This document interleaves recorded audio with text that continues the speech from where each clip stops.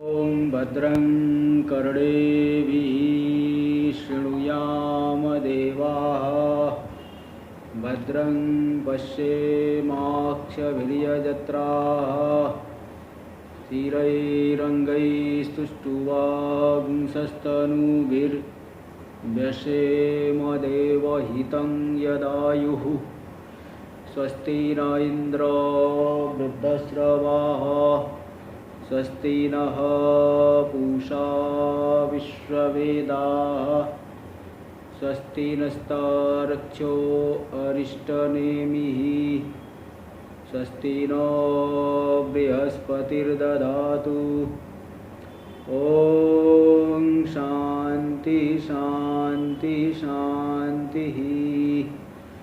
शङ्करं शङ्कराचार्यं केशवं बादरायणं सूत्रभाष्यकृतौ वन्दे भगवन्तौ पुनः पुनः।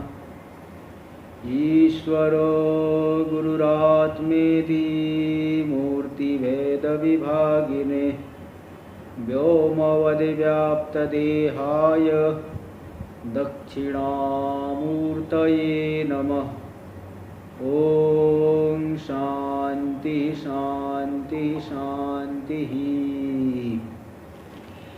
अथर्ववेदीय प्रश्नोपनिषद पर हम लोग विचार कर रहे हैं।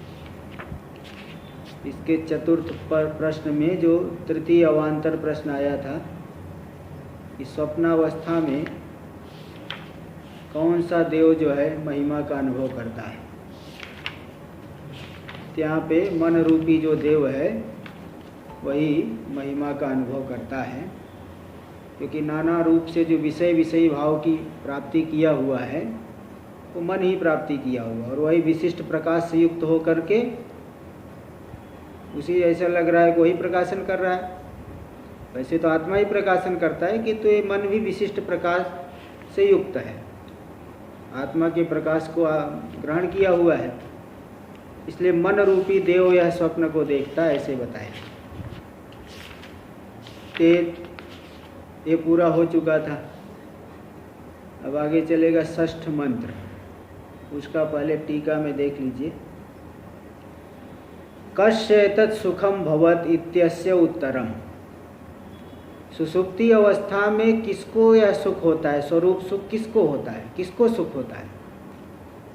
क्योंकि स्वप्नावस्था के बाद प्रतिदिन जो है सभी जीव सुषुप्ति अवस्था का अनुभव करते हैं। सुषुप्ति अवस्था का लक्षण होता है कि सर्व प्रकार ज्ञानोपसंहारे बुद्धे कारणात्मना अवस्थानम सुषुप्ति। सभी प्रकार के ज्ञान का उपसंहार हो जाने पर बुद्धि अपने कारण रूप से अवस्थित हो जाए, अज्ञान में लीन हो गई है, कारण रूप से अवस्थित हो गई है, और कोई अन्य विषय का ज्ञान नहीं है, ऐसी दशा है सुषुप्ति दशा। तो सुषुप्ति में स्वरूप सुख का अनुभव होता है, क्योंकि उस दशा में कोई विक्षेप नहीं है। स्वप्नावस्था में भी दुख है, सुख दुख दोनों ही है, वैषयिक सुख और दुख। और सुषुप्ति अवस्था में कोई भी दुख नहीं है और कोई विक्षेप भी नहीं, इसलिए स्वरूप सुख का अनुभव होता है। लेकिन वो स्वरूप सुख है अज्ञान से आच्छादित है, इसलिए वो व्यापक सुख का अनुभव नहीं हो पाता है ना। कार्य का वहाँ विलय तो हुआ है, पूरे कार्य का विलय हुआ है, लेकिन कार्य का विलय भी जो दो प्रकार का होता है, एक तो सोपाधिक विलय और एक निरूपाधिक विलय। वेदांत परिभाषा में इसीलिए वो ये बात आई थी कि जो कार्य का नाश है वो दो प्रकार का है। कोई कार्य का नाश तो होता है कारण के सहित कार्य का नाश, जैसे तंतु को जला दिए तो पट भी जल गया, तो उस तंतु से दोबारा अन्य पट नहीं बनेगा। ते कार्य के सहित कारण के सहित कार्य का नाश। और एक होता है कार्य का नाश तो है लेकिन कारण बच जाता है। जैसे आभूषण को तोड़ दिए, सोना आ गया, सोने से कुछ दूसरा आभूषण बना सकते हैं। तो एक मतलब होता है निरुपाधिक निर्विशेष लय और एक होता है सोपाधिक लय। इसी प्रकार यहाँ पे जो सुसुप्ति अवस्था में विलय हो रहा है पूरे कार्य का, शरीर इंद्रिय सभी का विलय हो गया है, सूक्ष्म शरीर भी नहीं है, तो ये जो विलय हुआ है निर्विशेष लय नहीं हुआ है कि कारण अज्ञान का नाश होकर के लय नहीं हुआ है, बल्कि अज्ञान है। इसलिए वहाँ गहरी निद्रा में जाने से कोई मुक्त नहीं हो जाता, तो भी वहाँ विक्षेप नहीं होने से स्वरूप सुख का अनुभव होता है। जागृत काल में तो नाना प्रकार का विक्षेप है। जैसे किसी जगह पे दीपक को रख दो और जोर की हवा चल रही है तो दीपक का प्रकाश हमें ठीक ढंग से नहीं मिल पाएगा, क्योंकि जोर की हवा चल रही, इधर उधर प्रकाश ही हिल रहा है, उसकी लौ जो है हिल रही, इसलिए उसका प्रकाश अंधेरे में वो नहीं आ पा रहा है क्योंकि हवा चल रही। और किंतु ऐसी जगह पे दीपक को रखो जहाँ हवा तेजी से न चले, तो दीपक का प्रकाश हमें मिलेगा, अच्छी तरह से स्पष्ट रूप से मिलेगा। ऐसी गहरी निद्रा में जब हम जाते हैं तो वहाँ पे कोई विक्षेप नहीं है, इसलिए स्वरूप सुख का अनुभव होता है। जागृत काल में भी स्वरूप तो है, स्वरूप हमारा कभी वियुक्त नहीं होने वाला तो है नहीं, लेकिन नाना प्रकार के जो विक्षेप है, शरीर इंद्रिय आदि दिख रहे हैं, नाना प्रकार के अन्य पदार्थ दिख रहे हैं, शरीर आदि में भी कि तादात्म्य है दृढ़, इसलिए इन उपाधि के संबंध से नाना प्रकार के दुख का अनुभव होता है। और कुछ फिर विषयों में से भी कुछ थोड़ा छोटा क्षणिक सुख आदि का अनुभव होता है। तीन सुख दुख से, जन्य सुख दुख आदि से, अन्य विक्षेपों से वो स्वरूप सुख ढक गया है, इसलिए स्पष्ट रूप से प्रतीत नहीं होता। और वहाँ पे गहरी निद्रा में विक्षेप नहीं होने से स्पष्ट रूप से प्रतीत होता है। तो यहाँ यही प्रश्न पूछ रहे, कस्य एतत् सुखम भवत्, किसको ये सुख होता है। इत्यस्य उत्तरम, इसका जो उत्तर दे रहे, तद अपेक्षितम वदन आह, उसके लिए अपेक्षित का कथन करते हुए कुछ अन्य अपेक्षित बातें भी है, उन अपेक्षित चीज़ों को बताते हुए इस प्रश्न का उत्तर दे रहे। स यदा, पहले तो मंत्र ही देख लीजिए, षष्ठ मंत्र। स यदा तेजसाभिभूतो भवति अत्रैष देवः स्वप्नान् न पश्यति अथ तदैतस्मिन् शरीर एतत् सुखं भवति। स यदा तेजसाभिभूतो भवति, वह जो मन रूपी देव है जिसने स्वप्नावस्था का अनुभव किया, स्वप्नों को देखा, पिछले मंत्र में बताए, नाना विषयी भाव को रूप से वही परिणत हुआ है, सर्वकरणात्मक होकर के मन देव ही स्वप्न देख रहा है, ऐसा बताए कर पिछले मंत्र में। तो वही मन जब तेज से अभिभूत हो जाता है, तेज से दब जाता है। तेज का दो अर्थ करेंगे, तेज प्रकाश रूपी ब्रह्म, अथवा तेज का अर्थ करेंगे पित्त, जो नाड़ियों में पित्त है, उन पित्त से जो है डूब जाता है मनुष्य में, उससे अभिभूत हो जाता है, अथवा ब्रह्म से अभिभूत हो जाता है, ब्रह्म में लीन हो गया, अभिभूत हो गया। तो वही जो है मन अपनी विशिष्ट प्रकाश को छोड़ देता है, सामान्य चैतन्य मात्र वहाँ रह गया। तो अत्रैष देवः स्वप्नान् न पश्यति, उस काल में यह देव जो मन रूपी देव है स्वप्न को नहीं देखता। जैसे विद्युत है, बल्ब के माध्यम से विशेष प्रकाश दिख रही है, किंतु विद्युत का बल्ब से उपाधि से संबंध हट जाए तो विशेष प्रकाश क्या हो गया, वही बिजली में ही सामान्य रूप से लीन है, अभिव्यक्त नहीं हो पा रहा है। ऐसे विशेष जो मन के द्वारा ज्ञान हो रहा था वह चैतन्य में, सामान्य चैतन्य में विलीन हो गया। मन जो है तेज से अभिभूत हो गया, दब गया। तेज का दोनों अर्थ देखो बता दिया। तेज का अर्थ पित्त भी लेंगे, ब्रह्म भी लेंगे। तदा एतस्मिन् शरीरे, उस काल में इस शरीर में, एतत् सुखम भवते, जो स्वरूपगत सुख है ना, वो होता है, बिना विषय के होता है। भाई बिना विषय के होने में क्या प्रमाण है? बिना विषय के होने में यही प्रमाण है कि जितने भी प्राणी हैं सबकी सुषुप्ति एक जैसी होती है, एक ही प्रकार का जो है सबको सुख मिलता है। कोई भी प्राणी हो, सबकी सुषुप्ति एक जैसी। अगर सुषुप्ति का सुख भी विषय से होता, स्वरूप सुख नहीं होता, तो सुषुप्ति के सुख में भी तारतम्य होना चाहिए। धनी आदमी को जो है ज़्यादा सुख मिलना चाहिए, गरीब को कम सुख मिले। लेकिन ऐसा नहीं होता है। सोए चाहे कोई भी सोए, वो जो है सुख सबको बराबर मिलता है। फिर बोले नहीं, जो राजा लोग हैं बड़े बड़े पलंग पे सोते हैं, और गरीब जो है, जो निर्धन व्यक्ति है, वो तो कहीं का पत्थर पे ही लेट जाता है, उसको उतना सुख कैसे मिलेगा? भाई ये जो पलंग आदि बिस्तर आदि लगाते हैं, ये तो हमको निद्रा ठीक से आए, इसके लिए वो सब अच्छा बिस्तर जो है, डनलप क्या क्या जो है, नाना प्रकार के जो है वो बेड बहुत मुलायम, वो जो है जिससे कि हमें नींद ठीक से आए। और जो व्यक्ति मेहनत करने वाला है वो तो पत्थर पे भी ऐसे लेट जाता है, उसको गहरी निद्रा आ जाती है। इसलिए स्वरूप सुख में वहाँ कोई अंतर नहीं है। विषय से अगर सुख होता तो उसमें तारतम्य होना चाहिए। भाई किसी को कम मिले, किसी को ज़्यादा मिले। राजा को ज़्यादा सुख मिलना चाहिए गहरी निद्रा में, निर्धन को कम सुख मिले।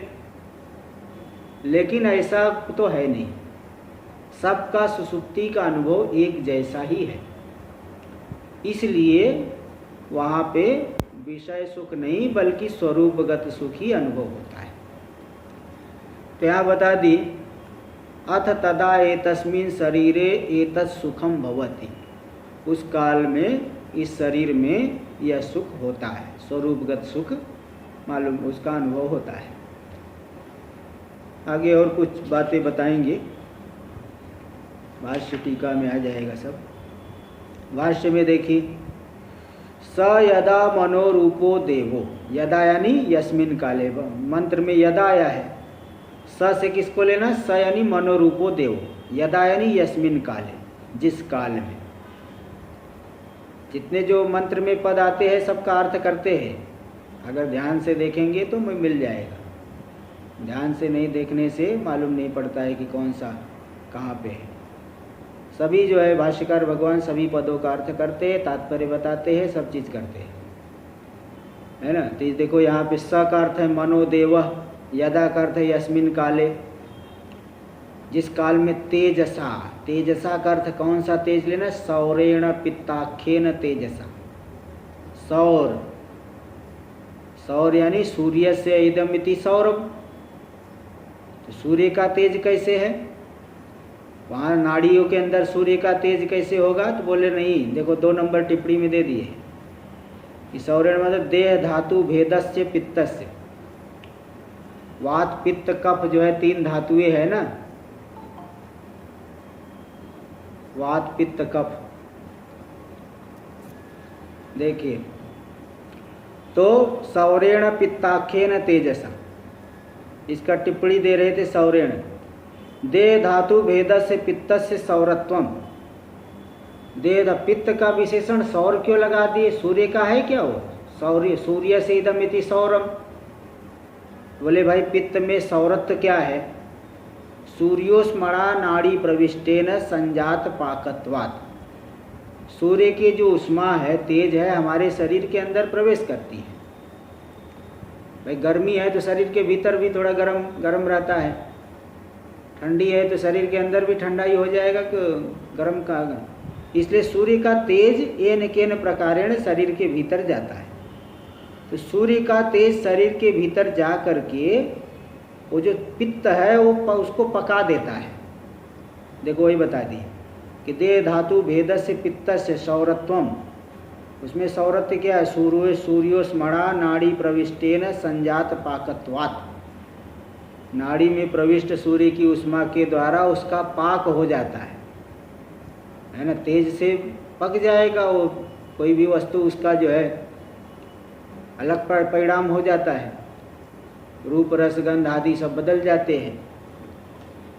तो ये जो है धातु भेद जो पित्त है, सूर्य के प्रकाश से, सूर्य की उष्मा से पक जाने से उसको सौर तेज कह दिए, सौर पित्त। देखो इस भाष्य में आ गया, सौरेण पित्ताख्येन तेजसा, जो सूर्य के जो है प्रकाश उष्मा से जो पका हुआ पित्त रूपी जो तेज है, तेज का अर्थ पित्त ले लिए। नाड़ी शयन, जो नाड़ी में विराजमान है, नाड़ियों में विराजमान है, उसके द्वारा सर्वतो अभिभूतो भवति, मन जो है उसी में डूब जाता है, उस पित्त में ही अभिभूत हो जाता है, दब जाता है। अब दब गया तो जैसे कोई आदमी नदी के जल में डूब जाए तो उसका सारा ज्ञान जो है गायब हो जाएगा। ऐसे मन की जितनी वासनाएं है उस तेज में डूब जाने से, दब जाने से वासनाएं सब अभिभूत हो जाती, तिरस्कृत हो जाती है ना। देखो ये तिरस्कृत वासना द्वारो, मन वासनाओं के माध्यम से स्वप्न रूप से परिणत हुआ था। अभी उस तेज से मन जब अभिभूत हो गया, उसकी वासना रूपी जो द्वार है स्वप्न रूपी से परिणाम होने के लिए, वह वासना रूपी द्वार तिरस्कृत हो गया, वो द्वार हट गया, वो द्वार ही तिरस्कृत हो गया, अभिभूत हो गया। इसलिए सह करणैर मनसो रश्मयो, देखो मन में ही सब इंद्रियों का व्यापार विलीन हो गया है। तो अब ये जो कर्णों के सहित जो मन है, इंद्रियों का व्यापार मन में लीन हुआ है, इसलिए कर्णों के सहित जो मन है वह जो है अभिभूत हो जाने से, वासना रूपी द्वार जो है उसका तिरस्कृत हो जाने से, इंद्रियों के सहित मन की रश्मियाँ हृदयोपसंहृता भवंती, हृदय में जाकर के उपसंहृत हो जाती है, शांत हो जाती है, हृदय में जाके विलीन हो जाती है। टीका में देख लीजिए, इदम उपलक्षणम, ये उपलक्षण है। केवल तेज का अर्थ पित्त ही नहीं लेना, तेज का अर्थ ब्रह्म भी लेना। चिद रूपेण ब्रह्मणा च, चिद रूप ब्रह्म से, पित्ताख्यन के ऊपर टीका में इदम उपलक्षण, तेज का अर्थ केवल पित्त नहीं लेना बल्कि चिद रूप ब्रह्म भी लेना। तो चिद रूपेण ब्रह्मणा च, उस ब्रह्म के द्वारा भी वह मन क्या होता है? अभिभूत हो जाता है। इत्यपि द्रष्टव्यम, यह भी जान लेना चाहिए। तन मन प्राणमेव उपश्रयते, वह मन जो है प्राण में विलीन हो जाता है। इस बात को इति श्रुत्यंतरेण, तो छांदोग्य में भी आया है, प्राण बंधनम ही सौम्य मनः। मन का अर्थ हुआ कि मन उपाधि वाला जो जीव प्राण बंधन वाला है, यानी परमात्मा रूपी बंधन वाला है।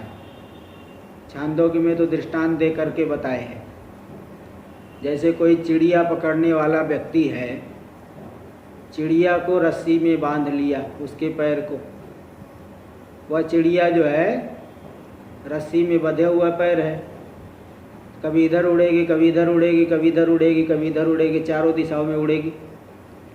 उड़ उड़ करके जब थक जाएगी तो जिस व्यक्ति ने उसको रस्सी में बांध के रखा है उसी के सिर पे बैठ करके अथवा कंधे पे बैठ के सो जाएगी। जिस व्यक्ति ने पकड़ा है बांध करके उसके कंधे पे ही बैठ के वो सो जाएगी। ऐसे ही ये जो चिड़िया के समान है मन उपाधि वाला जीव, और उसका किसका हमारा शाश्वत संबंध किससे, हम किससे बंधे हुए हैं? परमात्मा से बंधे हुए हैं। तो जागृत और स्वप्न अवस्था में नाना प्रकार के विषयों की तरफ भाग भाग करके जैसे चिड़िया इधर उड़ी उधर उड़ी इधर उड़ी, और थक करके फिर उसके कंधे पे ही सो गई। ऐसे ही ब्रह्म से उपाधि के माध्यम से हम अपना अलगाव, ऐसा अलग जैसा मालूम पड़ता है। तो दुनिया में भटक करके शब्द, स्पर्श, रूप, रस, गंध, पांचों विषयों का अनुभव करते करते जब जीव सो थक गया तो फिर जा करके अपने आश्रय परमात्मा में ही विलीन हो जाता है, उसी में सो जाता है। इसलिए वहाँ पे मंत्र आया, प्राण बंधनम ही सौम्य मनः। हे सौम्य, यह जो मन उपाधि वाला जीव है परमात्मा रूपी बंधन वाला है, परमात्मा में ही बंधा हुआ है, उसी में जाके लीन हो जाता है। तो यहाँ पे भी देखिए, तन मन प्राण में उपश्रयते, वो मन उपाधि वाला जीव प्राण में ही विलीन हो जाता है। इति श्रुत्यंतरेण, वहाँ देखो प्राण शब्द के द्वारा परमात्मा ब्रह्म को कहा गया। इति श्रुत्यंतरेण प्राण शब्दिति ब्रह्मणि, प्राण शब्द के द्वारा कहे गए ब्रह्म में तस्य लयाभिधानात्, उस मन उपाधि वाले जीव के लय का कथन हुआ है। तो जो मन है जब अभिभूत हो जाता है, तिरस्कृत वासना द्वार वाला हो जाता है, ब्रह्म में लीन हो जाता है, तो तिरस्कृत वासना द्वारों जो विशेषण दिए भाष्य में द्वितीय पंक्ति में, उसका अर्थ कर रहे टीका में। तृतीय पंक्ति में तिरस्कृतेति वासनाभिव्यक्तो द्वारम स्वप्न भोग प्रदम कर्म। देखिए हमारे मन में हर एक प्रकार के संस्कार जो है अनादि काल से पड़े हुए, इसलिए बताया था कि पूर्व जन्म का भी कुछ कभी कभी स्वप्न में हमें आ जाता है। हम इस जन्म में जिस चीज़ का अनुभव नहीं किए तो भी वो आ जाएगा। तो वासना जो हमारे मन के अंदर है उसकी अभिव्यक्ति क्यों होगी, कौन सी, क्योंकि वासनाएं तो बहुत ज़्यादा है। कौन सी वासनाओं की अभिव्यक्ति होगी, किस वासना की अभिव्यक्ति नहीं होगी, इसमें नियामक क्या है। तब नियामक देखिए बता रहे कि किस प्रकार की वासनाओं की अभिव्यक्ति होगी। वासनाभिव्यक्तो द्वारम स्वप्न भोग प्रदम कर्म, जीव का जो स्वप्न भोग देने वाला कर्म सूक्ष्म कर्म भी कहते हैं। स्थूल कर्म है जो उत्कृष्ट कर्म है, उससे तो स्थूल भोग मिलेगा, लेकिन कुछ कर्म है जितने उत्कृष्ट नहीं है, सूक्ष्म कर्म है, तो उतना स्थूल भोग नहीं मिल सकता, तो सूक्ष्म भोग मिलेगा, प्रविविक्त भोग। तो स्वप्न के वही जो सूक्ष्म कर्म है, स्वप्न भोग देने वाले कर्म है, वही निमित्त बन जाते हैं, द्वार बन जाते वासना की अभिव्यक्ति में। इसलिए कह रहे देखिए, तो इसलिए हमें तो जिस प्रकार का कर्म है, कोई उत्कृष्ट है मतलब अच्छा कर्म है, बुरा कर्म है, उसमें भी सूक्ष्म कर्मों में भी जो भेद है, शुभ कर्म है अशुभ कर्म है, तो शुभ कर्म से वहाँ सुख मिलेगा, सुखात्मक स्वप्न होगा, अशुभ कर्म है तो दुखात्मक स्वप्न होगा। इसलिए इसी को दे रहे टीका में, वासनाभिव्यक्तो द्वारम स्वप्न भोग प्रदम कर्म यत्, वासना की अभिव्यक्ति में द्वार क्या है, स्वप्न भोग देने वाले कर्म। तो जो कर्म है यत् तत्तिरस्कृतम, वह उस समय तिरस्कृत हो जाते हैं।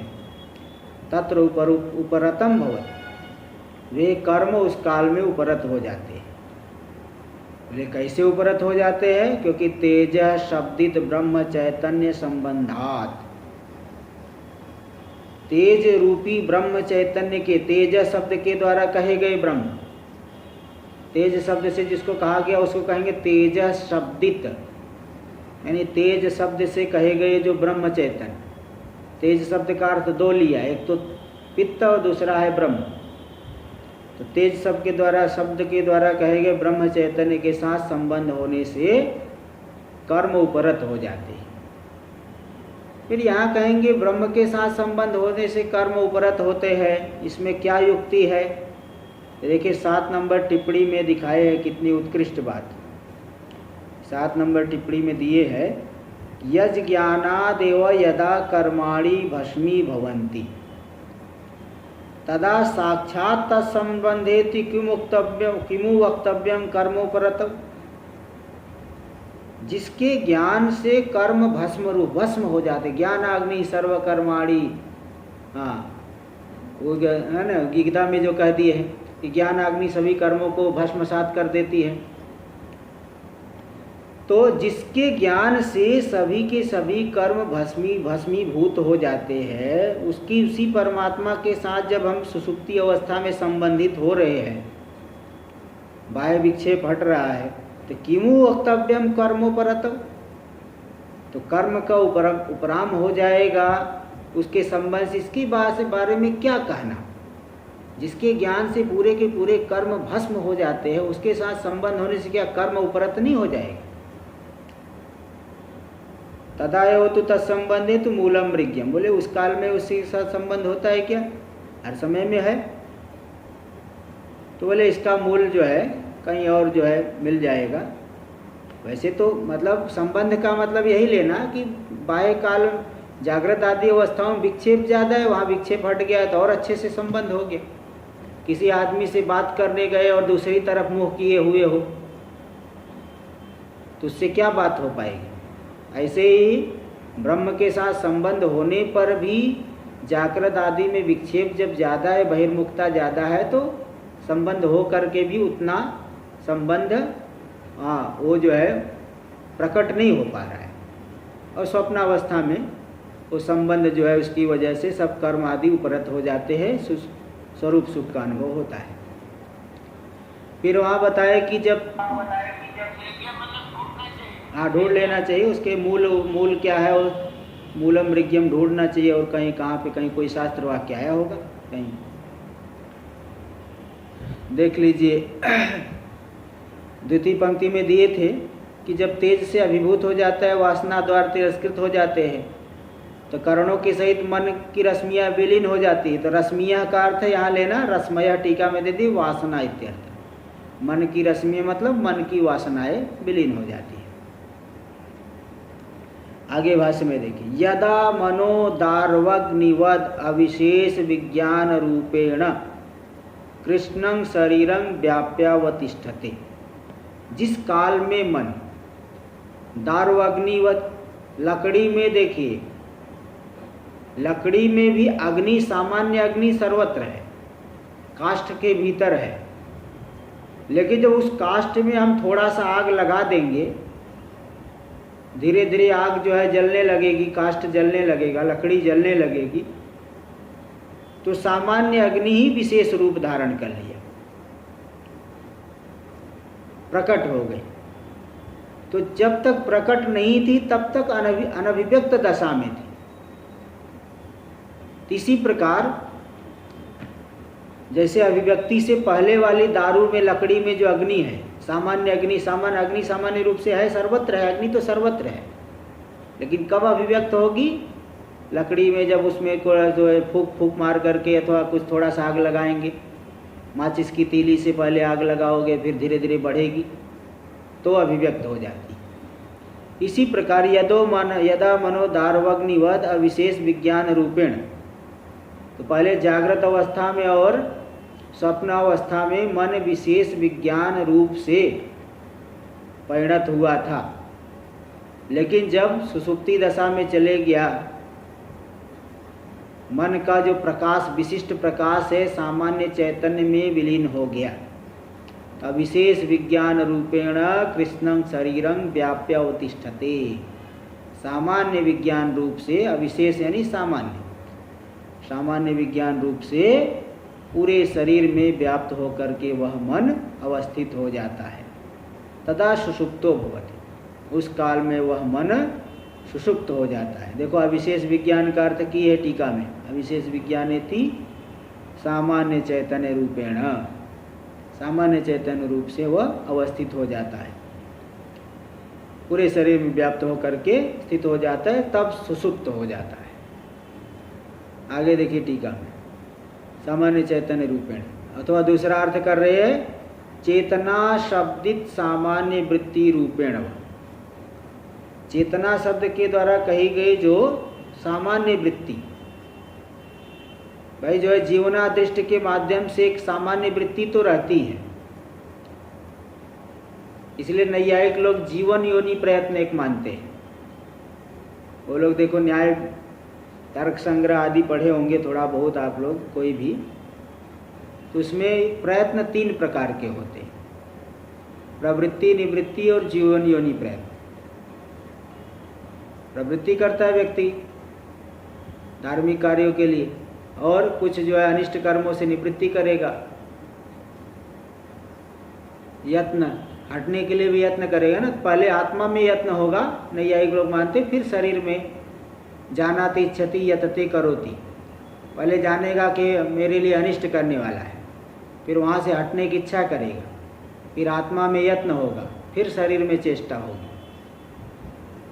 है ना। इस तरह से तय होता है। जैसे कोई एक डंडा मारा, आप हटाओगे, लेकिन तुरंत जो है सब हो जाता है। तो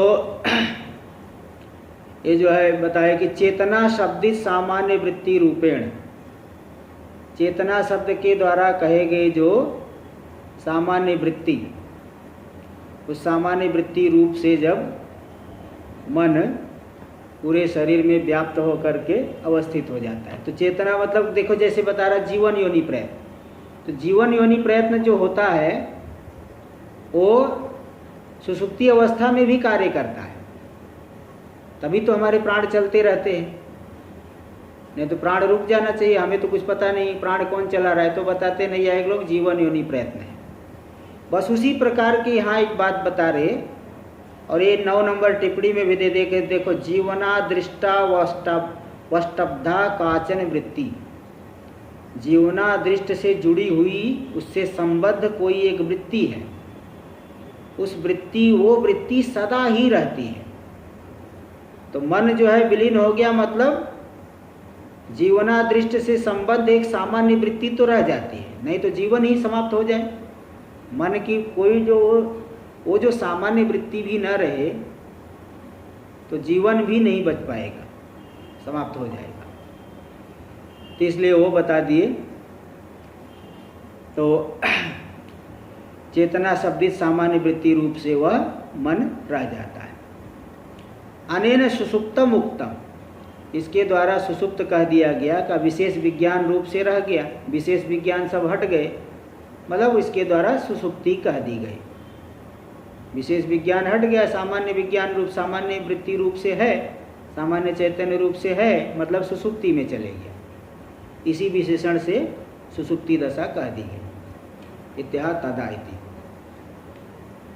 ननु अथयत सुखम भवतीति अयुक्तम, ये जो चलिए देखिए, ननु अथयत सुखम भवति इति अयुक्तम, बोले इस काल में उस काल में सुख होता है जो आप कह रहे हो, ये तो बिल्कुल गलत है। क्यों? जन्य सुख से तदानीम असंभवात, जब हम गहरी निद्रा में है उस समय जन्य सुख तो है नहीं, तो उस काल में ये सुख होता है। तदानीम सुख स्वरूप सुख से पूर्वम अपि समत्वेन, और स्वरूप सुख तो पहले से भी है, इसलिए तदा भवति इति अनुपत्ति, उस काल में वह सुख होता है, यह तो ठीक नहीं है भाई। उस समय सुख होता है, सुख होता है क्या मतलब? जन्य सुख तो होता नहीं। और रही बात स्वरूप सुख, स्वरूप सुख तो पहले से ही हमेशा ही है, इसलिए सुख उस काल में सुख होता है। जो बात आप बता रहे हो यह गलत है। न तो जन्य सुख हो सकता है, नहीं स्वरूप सुख, क्योंकि स्वरूप सुख तो पहले से ही है। इसलिए पूर्वमपि समत्वेन तदा भवति इति अनुपपत्तेः, उस काल में स्वरूप सुख होता है, यह बात बिल्कुल गलत है, उपपन्न नहीं है। इत्याशंक्य, ऐसी आशंका का उत्थापन करके बता रहे हैं सिद्धांती कि देखिए ऐसी बात नहीं है। स्वरूप सुखम एवं विशेष विज्ञान रूप विक्षेपा भावे, हमारा जो स्वरूप सुख, तो स्वरूप सुख जो है अभिव्यक्त क्यों नहीं होता है जागृत आदि अवस्था में? क्योंकि हमारा मन बहिर्मुख है, इंद्रिया जो है बाहर विषयों में दौड़ रही है। शब्द स्पर्श रूप रस गंध पांचों विषयों का हम लोग अनुभव करने में दिन रात लगे हुए हैं। तो स्वरूप सुख जो है इन विक्षेपों की वजह से ढक गया है। इसलिए कह रहे देखो, स्वरूप सुखम एवं विशेष विज्ञान रूप विक्षेपा भावे, विशेष विज्ञान रूपी विक्षेप जब तक है तब तक स्वरूप सुख का अनुभव नहीं होता। और विशेष विज्ञान रूपी विक्षेप का अभाव हो गया तो निर्वातस्थ दीप प्रभावत, वायु रहित स्थान में रखी गई दीपक की प्रभा, जैसे जोर से हवा चल रही तो दीपक की जो प्रभा है, रोशनी है, प्रकाश है, हमें पूरी तरह से नहीं मिल पाएगी। लेकिन जब वायु नहीं चल रही, वायु चलने पे नहीं मिल पाएगी, और वायु शांत है तो हमें दीपक की प्रभा पूरी तरह से मिलेगी। ठीक इसी प्रकार जब विशेष विज्ञान रूपी विक्षेप नहीं है तो स्वरूप सुख का हमें अनुभव होता है। तो विक्षेपाभावे निर्वातस्थ दीप प्रभावत सम्यक प्रकाशते, स्वरूप सुख जो है सम्यक रूप से प्रकाशित होता है। तद अपेक्षम एतद वचनम, इसी बात को लेकर के कहा कि उस काल में सुख होता है, मतलब विक्षेप नहीं होता है इसलिए स्वरूप सुख अभिव्यक्त हो जाता है। होता है कि यही मतलब है, विक्षेप हट गया तो स्वरूप सुख अभिव्यक्त हो रहा है, बस इतना लेना। इत्या यद विज्ञान, देख लीजिए भाष्य में कि भाष्य में कहाँ से, थोड़ा अंतिम पंक्ति देखना पिछले पेज पे। अत्रे तस्मिन् काले एष मन आख्यो देव, इस काल में यह मन रूपी जो देव है, यदि विज्ञान आ गया यह जो मन रूपी देव है, मन आख्यो देव, मन संज्ञक जो देव है, स्वप्नान न पश्यति, स्वप्नों को नहीं देखता है। दर्शन द्वार से निरुद्धत्वात्, क्योंकि जो दर्शन है ज्ञान का जो मार्ग है, द्वार है वासनाएं, वो पित्त से दब गई है, अभिभूत हो गई है, इसलिए दर्शन ज्ञान का द्वार निरुद्ध हो गया है। किसके द्वारा? तेजसा, तेज के द्वारा। अथ उस काल में, तदा एतस्मिन् शरीरे, जो है ना अथ तदा एतस्मिन् शरीरे, उसी का अर्थ कर रहे भाषा में। अथ उस काल में, तदा उस काल में, अथ अब उस काल में, एतस्मिन् शरीरे एतत् सुखम भवति, इस शरीर के भीतर, हमें तो शरीर आदि का भान नहीं, लेकिन शरीर के भीतर ही नाड़ियों में वहाँ पे हो गया है, मन जो है अभिभूत हो गया है, तो एतत् सुखम भवति, ये सुख अभिव्यक्त हो जाता है। यद विज्ञानम, जो ज्ञान विज्ञान रूपी सुख है, आत्म रूपी सुख है, और निराबाधम, जो निराबाध है, किसी भी विक्षेप से रहित है, बाध से रहित है। अविशेषण शरीर व्यापकम, सामान्य रूप से पूरे शरीर में व्यापक, प्रसन्नम, प्रसन्न सुख, शुद्ध स्वच्छ सुख है, कोई विषय रूपी कालुष्य से रहित है। विषय रूपी कालुष्य वाला सुख उतना प्रसन्न नहीं होता। तो जो यद विज्ञानम, देखो टिप्पणी में दे दिए टीका में, विज्ञान रूपम, यद विज्ञान ने विज्ञान रूपम स्वरूप सुखम, उस काल में ज्ञान स्वरूप आत्म रूपी चैतन्य रूपी स्वरूप सुख होता है। तो देखिए, तो बता दिए, लेकिन एक बात जो है अभी क्लियर नहीं हो पाई। स्वरूप सुख तो होता है, लेकिन प्रश्न किया था आपने कि स्वरूप सुख किसको होता है। जैसे देखिए, अभी तक तो तीनों बातें आपको समझ में आ जानी चाहिए। जागृत अवस्था किसको, जागृत का किसका धर्म है, तो वहाँ बता दिया गया कि मन के सहित इंद्रियों का धर्म है। स्वप्नावस्था किसका धर्म है, इंद्रियों से रहित केवल मन का धर्म है, ये बता दिया गया।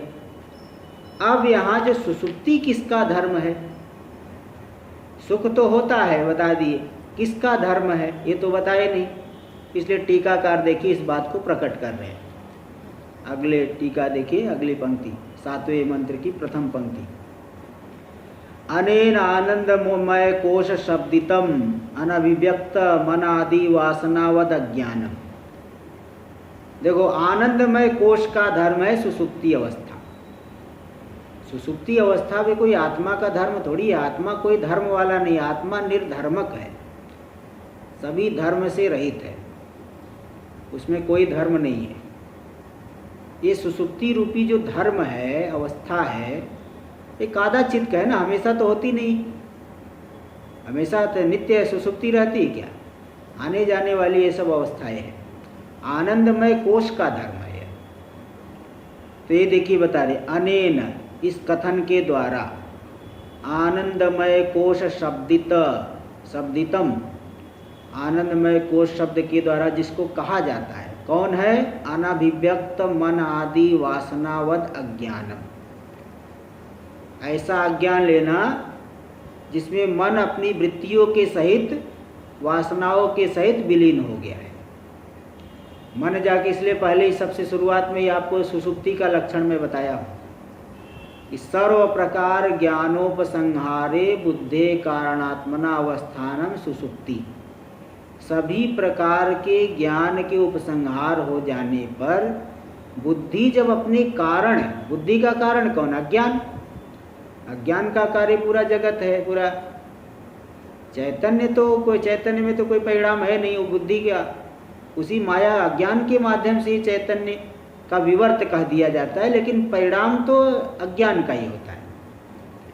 तो ये जो मन आदि कहाँ विलीन हो गए? अपने कारण अज्ञान में लीन हो गए। तो जो अनभिव्यक्त मन, मन की अभिव्यक्ति नहीं है, वृत्तियों के सहित मन और वासना के सहित मन जा करके कहाँ लीन हो गया? अज्ञान में।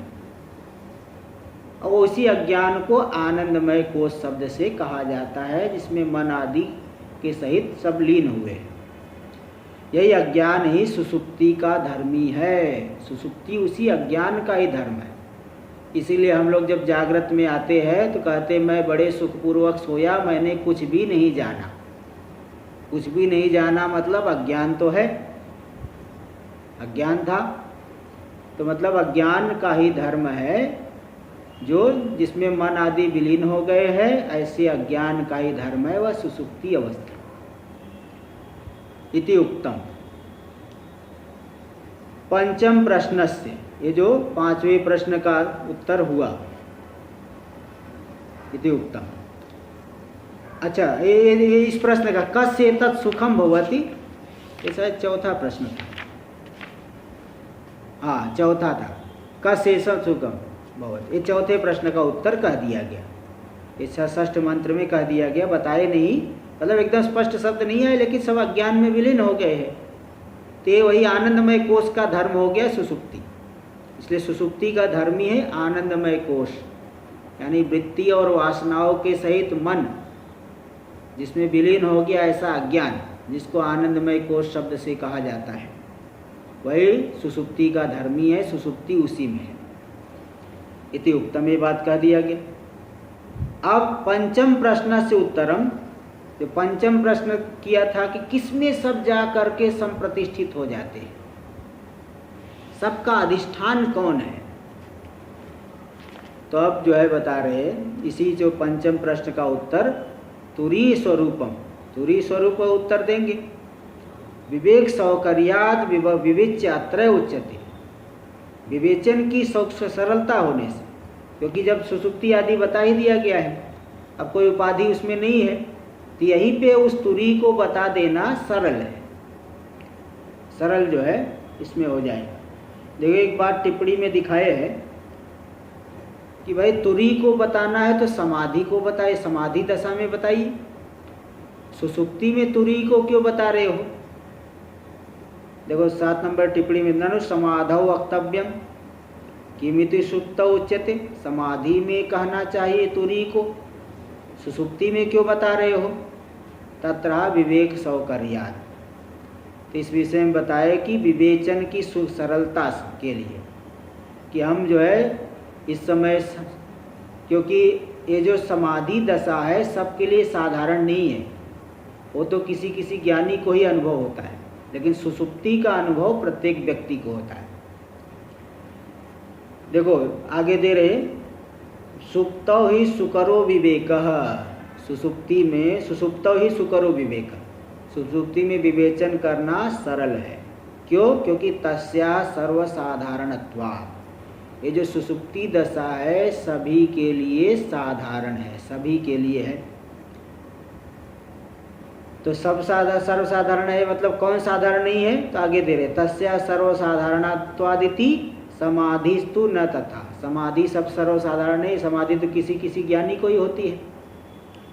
सुषुप्ति जो है सभी को होती है, इसलिए सुषुप्ति दशा में उसका विवेचन करना सरल है तुरीय स्वरूप का। इसलिए यही पे अब बता रहे हैं, अरे बताएंगे, इसको हम लोग आगे कल करेंगे।